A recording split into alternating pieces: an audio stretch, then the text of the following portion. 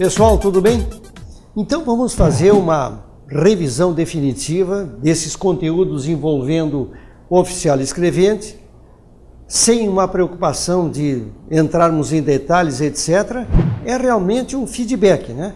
Através de uma linguagem telegráfica, nós conseguirmos revisar os conteúdos na sua maioria. Então vamos lá. Item 1. Estou numerando até para facilitar a busca de vocês no COGE e na consolidação. Servidores. Não esqueçam então que são 3 categorias de servidores dentro do Poder Judiciário Estadual. Os servidores judiciais, aqueles que trabalham com processo, o exemplo, o oficial escrevente, os extrajudiciais, exemplo, os tabeliães, esses que são titulares dos cartórios de protesto, registro de nascimento, etc., e categoria de apoio. Então são aqueles servidores que não trabalham com processos, mas cuja finalidade lá dentro é para realmente dar apoio. Os guardas, médicos, psicólogos, etc. Então não trabalhando com processo, categoria especial. Nas atribuições, né, e daqui tranquilamente podemos esperar 2, 3 perguntas no mínimo, né? Escrivão.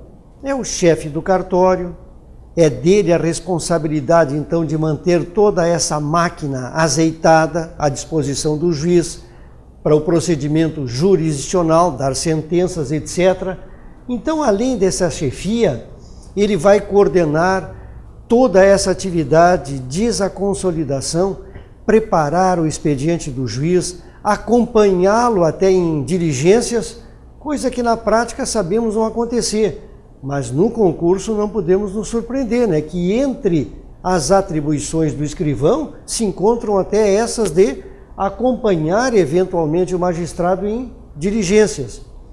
É dele também aquele preparo de revisão dos processos quando entram no cartório, verificar se alguma coisa está faltando para intimar as partes a regularizar isso aí, dar outras atribuições a todos os servidores a ele subordinados, incluindo-se o escrevente. Então, praticamente, né, essa é a função do escrivão, chefe desse grande escritório chamado cartório. Ao distribuidor vai competir a entrada de processos no fórum, o controle disso aí, para o recolhimento de custas, despesas, etc., a figura do contador está associada a um tesoureiro, ele que vai então fazer a guarda desse dinheiro e também a cobrança de guias que porventura sejam expedidas de cartório. Então esse é o ingresso, o distribuidor, e esse é o tesoureiro.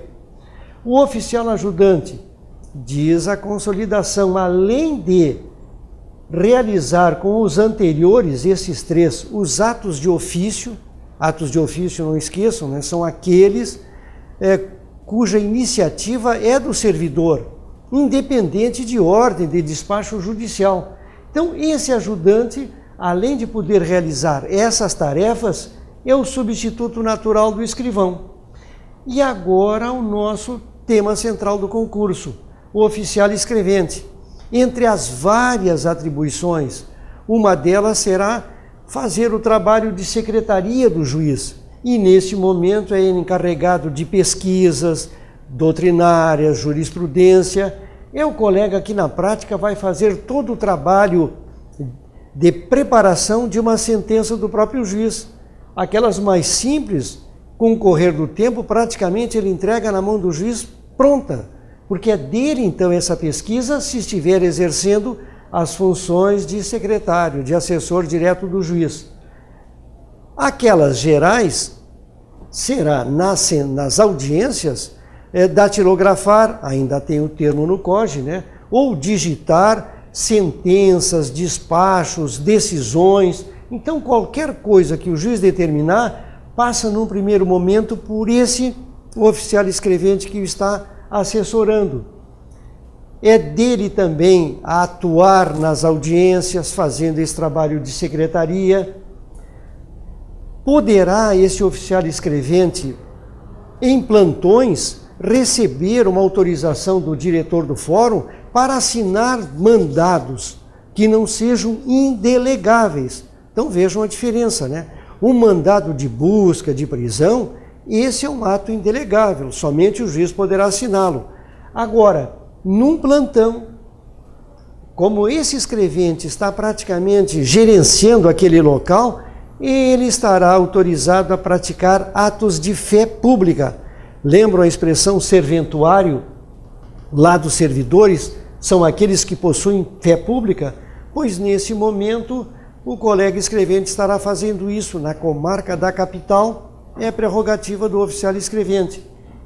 Então, não esqueçam, né? Listamos aqui algumas das atribuições, mas será importantíssimo vocês, na hora H, o resumo final, e isso poderá ajudá-los, relembrar essas funções do oficial escrevente. Poderá substituir o escrivão, se não houver um oficial ajudante.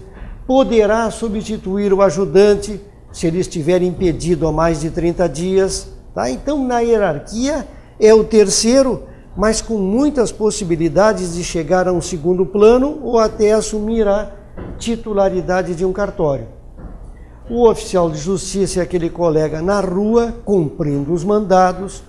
É dele, então, as atribuições de lavrar certidões, autos, realizar penhoras, etc., né?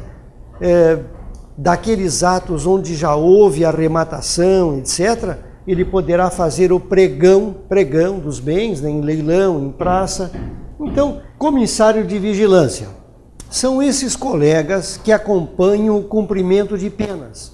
Eles estão lotados naquelas varas de execuções criminais.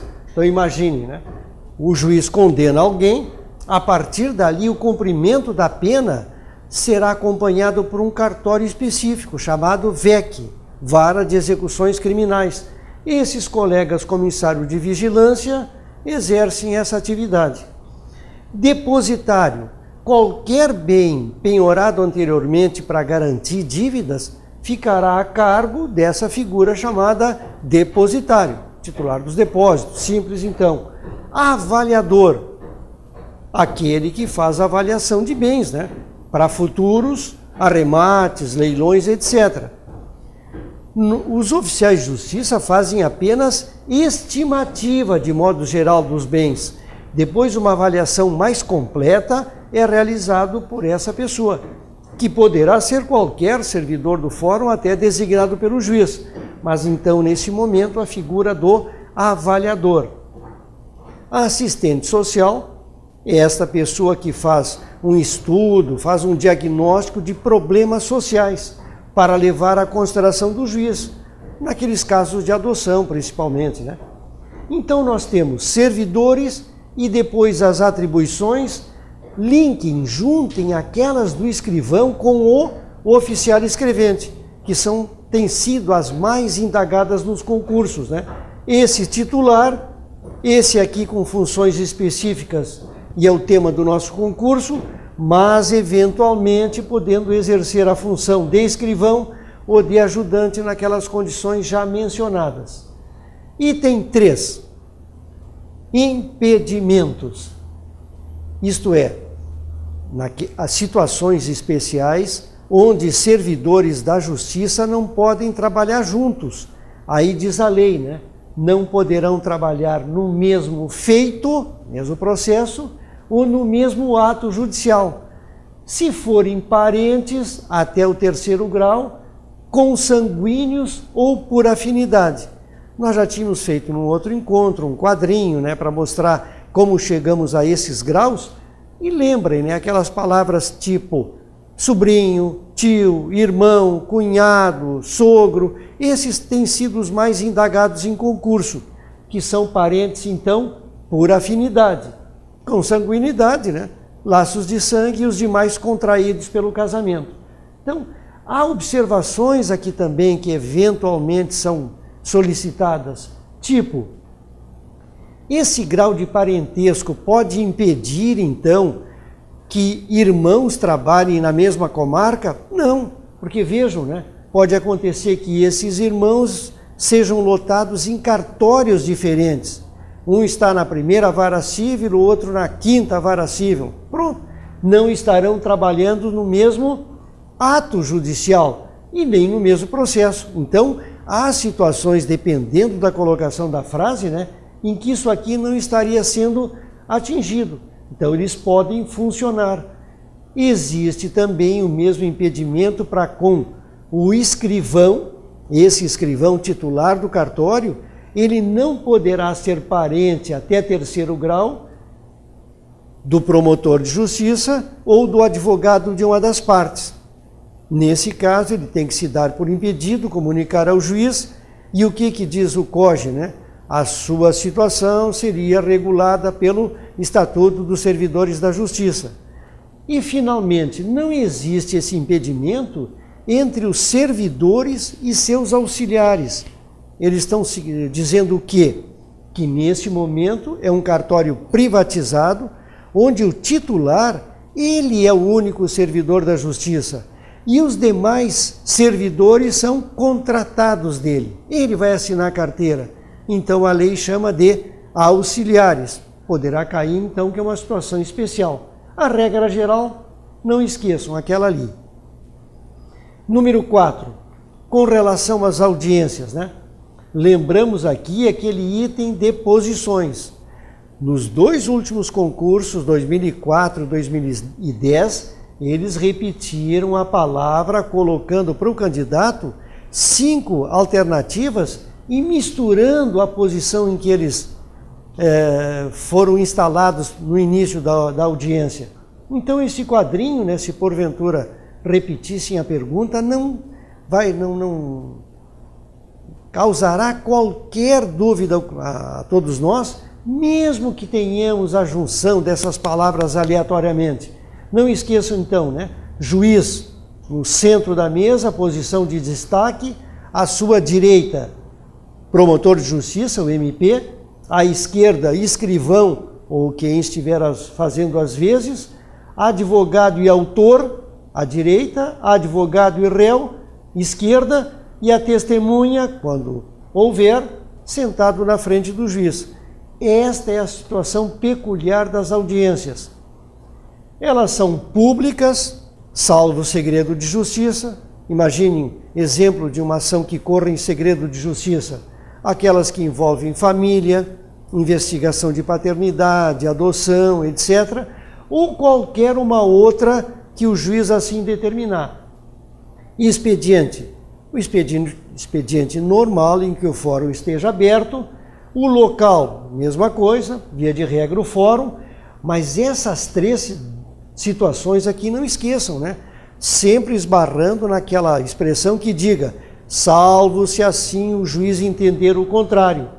Isto é, poderá dilatar, ser no expediente diferente do fórum, poderá levar para outro local, o ingresso de menores só com autorização do juiz, o sistema de gravação normal poderá ser também registrado através de estenotipia, aquela maquininha de sinais. A ata é o registro fiel disso aí. E o importante que nós já estamos juntando com os cartórios cíveis logo adiante. A audiência é considerada realizada se o juiz esteve ali. Então, cuidado nessa perguntinha que já foi indagada em concurso anterior. Aí nos colocam várias situações sobre a ausência de um servidor, do advogado, etc. Então, ela é considerada realizada se no ato da abertura o juiz estava ali. Se ela não logrou sucesso, não atingiu os objetivos por qualquer problema, não nos interessa. Mas não esqueçam, ela é considerada realizada com a presença do juiz. Se o juiz não pôde comparecer por um impedimento, um acidente, força maior, isto ficará registrado nos autos, parte do processo. Agora, se o servidor, ele foi responsável pela não realização, esqueceu de intimar, se equivocaram na pauta, etc., eles vão lavrar a termo. Então, vejam bem as palavras como podem nos ajudar. Termo é uma peça integrante, paralela e que depois seria juntada nos autos. Agora, quando se diz levada aos autos, fará parte dos autos porque é direta. No caso do juiz, né, o seu impedimento vai direto para os autos. Do servidor, apenas um termo que depois o juiz vai considerar a necessidade ou não de incluir nos autos, né? Expediente. O expediente é aquele normal. Vocês ainda têm no COGE, na consolidação, aqueles horários, 8h30, etc. Eu observei que nesse momento está vigorando uma ordem de serviço do Tribunal Pleno, dizendo que o horário é corrido das 9 às 18. Então, vamos ter cautela na hora de... Acredito que não puxarão essa pergunta, porque ela vai conflitar com essa ordem de serviço que está vigorando. Mas, de qualquer maneira, o importante é nós destacarmos que o juiz, mesmo com essa autoridade toda, ele é obrigado a comparecer pelo menos um turno em cada dia e dizer qual é o horário que estará à disposição das partes, etc. Servidor comparece e só se afasta para cumprir diligências. Os plantões no interior e na capital têm muita coisa em comum. O que é comum? Plantão é simplesmente para distribuir, apreciando primeiro por parte do juiz, né, aquelas ações que envolvam vida, liberdade, família e outras sempre que o juiz considerar como urgente. No interior, normalmente o serviço é feito pelos colegas de cartório comum. Por quê? Porque não há estrutura e nem necessidade para manter um serviço 24 horas, né? Então o que acontece lá no interior, via de regra? Sexta-feira, às 5h30, inicia um plantão de um colega de qualquer cartório, porque haverá um revezamento entre eles. Pois esse colega, a partir daquele horário, 5h30, ele vai ficar todos os horários de finais de semana e após o expediente até a sexta-feira da semana seguinte, quando às 5h30 encerraria esse seu plantão. Ele recebe como compensação um dia de folga a cada semana trabalhada nessa situação. Então vejam, né? Ele não tem exclusividade, não é um cartório autônomo, é simplesmente um plus que ele está fazendo além do seu expediente. Como é que é realizado isso? Através de um celular que é disponibilizado pelo site do tribunal, ou esse colega tem esse mesmo celular afixado lá no fórum, na porta externa, né? Comunicando que qualquer emergência ele será procurado. Plantões da capital, via de regra, a mesma situação, ao acréscimo de uma, né, escuta telefônica, que o juiz pode autorizar. Como é um plantão exclusivo, autônomo, o juiz ali tem que comparecer todo aquele expediente que foi designado como plantonista, o colega tem um cartório especial, é aquela situação, associem, né, com o oficial escrevente que agora vai assinar mandados, ele possui a fé pública autorizada pelo diretor do fórum, porque é um cartório autônomo, não esqueçam, né, diferente do interior. Mas a regra geral é aquela que vale para todos. Vão apreciar essas medidas emergenciais, o juiz não poderá reapreciar, atender pedido de reconsideração, estender gravações de escuta, sigilo fiscal, etc., porque ele aprecia e se afasta. O processo agora vai correr, um cartório vai correr em cartório, assim determinado pela distribuição. Então, é emergencial mesmo. Número 6, distribuição. Distribuidor, hein? Aquela pessoa que recebe os mandados e que agora, aleatoriamente, sem conhecimento das partes, está entregando em termos de igualdade. Quer dizer, no final de um determinado período, todos os juízes deveriam estar recebendo uma carga igual de processo, e o mesmo com os servidores. Então, essas duas palavrinhas, né? Igualdade e uma coisa aleatória. No cível, preparo. Essa palavrinha preparo é fundamental, né? Porque significa o pagamento de custas. Quando alguém ingressa na justiça, ele tem despesas a pagar, a não ser que sejam aquelas ações, imaginem, ação de alimentos, em princípio não totalmente liberada por lei, ou a pessoa solicite assistência judiciária gratuita. Então, se alguém está liberado de pagar, ou faz o requerimento, ou naturalmente já tem a isenção. Caso contrário, ele é obrigado a pagar, isto é o preparo. Se não fizer, o processo para e ele tem 30 dias para regularizar. Averbações. A averbação é a juntada de um outro processo que se incorporou no meio do caminho. E aqui eu procurei repetir sinteticamente. Imagine, né? É João contra Pedro, A contra B. Isso estaria tramitando na primeira vara civil, por exemplo. A contra B, ação normal. Quando esse B for citado pelo oficial de justiça, normalmente ele vai contestar, vai iniciar um litígio, uma briga, tentando provar que não deve nada. Agora, se mais do que isso, ele faz o que se chama de reconvenção, significa que agora ele está tentando provar na justiça que também é credor do A, ou seja, A contra B, agora vai ter uma outra ação chamada reconvenção, porque o B está movendo uma ação contra A. Então, isso é um tipo de averbação. Nesta mesma briga de A contra B, há pessoas que estão ingressando no processo a favor do A. Eles também se acham credores, merecedores de crédito com relação ao B. Pois então, C, D, E, não interessa quantos, eles são chamados de litisconsortes. Estão num litisconsórcio, também ações que vão ser averbadas. Ainda continuando com o exemplo de A e B. Este B tem créditos, tem direitos que irá receber numa outra vara. Exemplo, na segunda vara, né? Pois bem, nesse instante, quando o advogado de A perceber que este réu é credor numa outra ação, vai receber qualquer coisa, ele entra com a penhora no rosto dos autos, lá naquele segundo cartório. E, finalmente, agora esse mesmo B, ele é credor de uma terceira pessoa. Tudo é um problema de interesse do A, que estará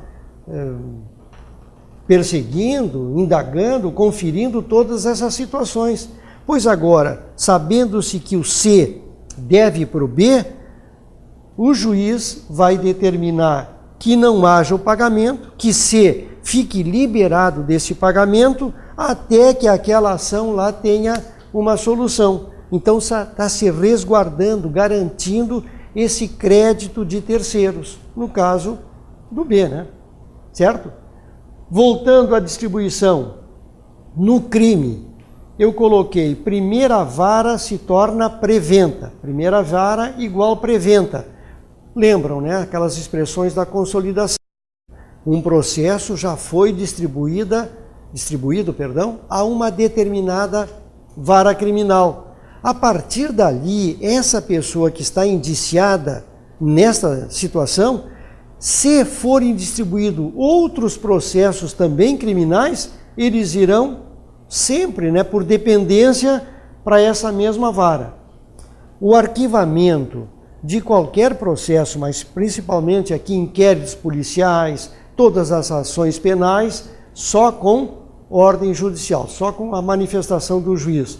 E, normalmente, né, os antecedentes de qualquer pessoa, quando ingressar um processo criminal, eles vão ser reunidos, tá? Para acompanhar o processo e alertar o juiz e o promotor que já há uma série de circunstâncias contra essa pessoa, tá? Então, vamos lá, continuando. Cartórios cíveis, então, né? Palavras-chave ali. Registro, autuação. Então, a autuação é o recebimento de toda essa papelada, na qual, após a revisão por parte do escrivão, elas serão todas numeradas, rubricadas pelo servidor e vão formando, então, esses autos, né? Esses processos.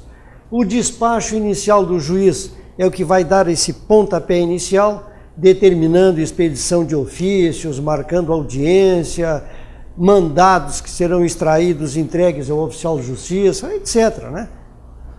Cautelares, aquelas liminares, sabe? Uma busca e apreensão, uma separação de corpos, etc. E aí a consolidação repete o código dizendo, né? Após a concessão de uma cautelar, a parte tem 30 dias para entrar com o processo principal. Se isso não acontecer, olha outra expressão batida ali na consolidação, né? Tudo isso vai ser entregue ao juiz e a expressão é concluso. Então, concluso é toda essa movimentação desde o início e largando-se na mesa do juiz para ele decidir o que fazer. Então, concluso está associado com isso. E as providências impulsionadoras são aqueles atos de ofício, obrigação do servidor sem necessidade de despacho. Então é fazer a revisão, determinar a intimação para o preparo, regularizar o pagamento, intimação para o oficial de justiça cumprir o mandado, reiterar ofícios expedidos, o arquivamento, levar para a consideração do juiz, enfim, né? Aquelas medidas gerais de movimentação e que não exijam uma definição do juiz são as chamadas providências impulsionadoras. Fazer o processo andar, porque a qualquer momento larga-se na mão dele e o termo concluso, né, vai fazer com que o juiz se manifeste, retorna para o cartório e segue aquele baile, né? É um grande escritório onde a movimentação tem que ser constante e, a propósito, né, a consolidação diz que um processo não pode ficar parado mais do que 30 dias, a não ser que haja determinação do juiz ou a lei estabeleça um prazo maior, né? Citações, correio, as palavrinhas-chave do correio, né? Endereço e que seja atendido pelo serviço postal. Com hora certa, aquela suspeita de ocultação, o servidor vai no mínimo 3 vezes, intima para que no dia seguinte, ao retornar, esteja ali a pessoa. Se isso não acontece, a citação é dada por feita, alguém receberá a contrafé desta certidão feita pelo servidor naquele momento e entrega-se ao cartório. Lá o escrivão vai expedir uma carta, telegrama, etc., comunicando que a pessoa foi citada por hora certa. Não vai se fazer, evidentemente, né? Quando alguém estiver, não esqueçam aqueles detalhes, já indagados em concurso, alguém que esteja assistindo um culto, esteja com uma doença grave, enquanto impossibilitado, não apresente as condições ou por um estado mental demente, noivos 3 dias após o casamento, falecimento, alguém falece, os parentes, né, até o 2º grau, não poderão ser citados no dia do falecimento e nos 7 dias seguintes. Então são situações que impedem que resta ao servidor ou aguardar que esse prazo transcorra ou comunicar ao juiz. Por oficial de justiça, além de correio, além de cartório, etc., há algumas que diz que devem ser obrigatoriamente por oficial de justiça. Ações de Estado, família, menores, ações que envolvam as execuções, ações que envolvam pessoa de direito público. Imagina citar a prefeitura. Então tem que ser pessoalmente, através de um servidor. Então destaquem essas palavrinhas, né?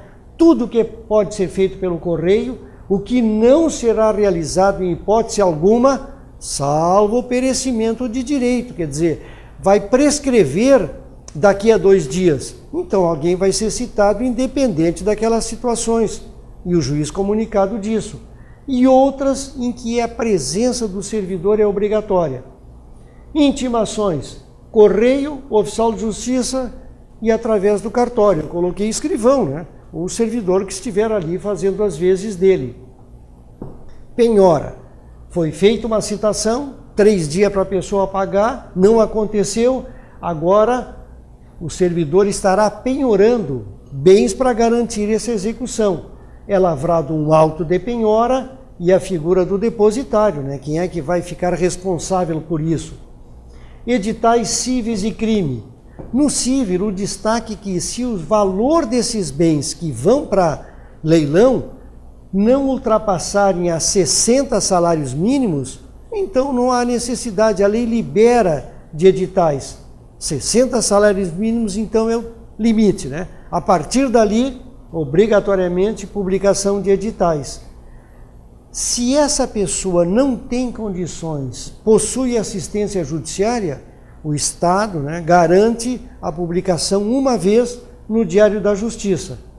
A peculiaridade no crime é que, além do nome, às vezes incompleto, poderão aparecer sinais característicos dessa pessoa para poder identificá-lo. Cartas, adjudicação, alienação e arrematação. Adjudicação é o credor. Alienação é a posse de qualquer bem. Arrematação, através do lance, né, do lanço, aquela batida de martelo, etc. Nesses 3 itens, sugiro a vocês que reforcem, né, esses bens móveis através de leilão e os bens imóveis, a palavra é praça. Então, bens imóveis sendo levados agora para a asta pública ou praça, para que então o credor possa se ressarcir do seu crédito até o momento não conseguido, né? Tramitação preferencial. Idosos, portadores de doença grave, deficientes físicos ou mentais e menores, né? Crianças e adolescentes. Essa observação do idoso, não esqueçam, é necessária a identificação e o requerimento. Se ele não fizer o requerimento, não vai ter essa tramitação preferencial. E a idade é aquela de lei, né? 60 anos. Agora, aqui já houve uma pergunta de concurso. Essa tramitação dá chance de ele entrar em qualquer processo? Não, é só nos processos da mesma classe. Ou seja, está cobrando uns atrasados do Estado. Imaginem isso. Então, todos os processos que cobram esses atrasados do Estado são reunidos, são processos de mesma classe. Pois naquela situação, as pessoas que estejam com essas peculiaridades, idoso, doente, deficiente, etc., aí vão ter um tratamento preferencial, estarão na frente da fila, no andamento do processo, mas somente nesses casos, né? Cartórios criminais. Só vai haver autuação, só vai haver formação de processo no caso de um inquérito policial após a denúncia feita pelo MP. Até lá, eles estão correndo, lógico, servindo de motivo de investigações. E aqui, eu estou fazendo apenas este quadro para lembrar que situações mais frequentes sai da polícia, onde o delegado já autuou, já fez aquele auto, de flagrante, ou estabeleceu fiança, vai para o MP apreciar, poderá determinar que retorne para a polícia fazer novas investigações e, finalmente, o juiz examina tudo que já veio da polícia, onde já haja parecer do MP, e ele homologa a flagrante, determina o relaxamento ou estabelece uma fiança que o delegado não queria ter colocado, etc., né?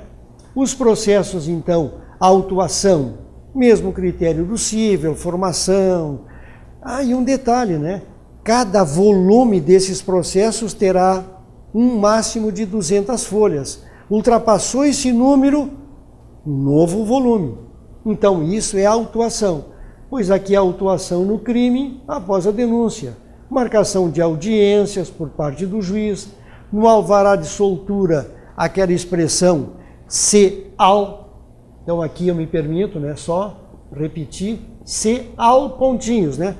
Se ao significa que o juiz tem que registrar que a pessoa está sendo liberada se não tiver outra coisa que o justifique continuar preso. Então, se não houver, é mais ou menos isso.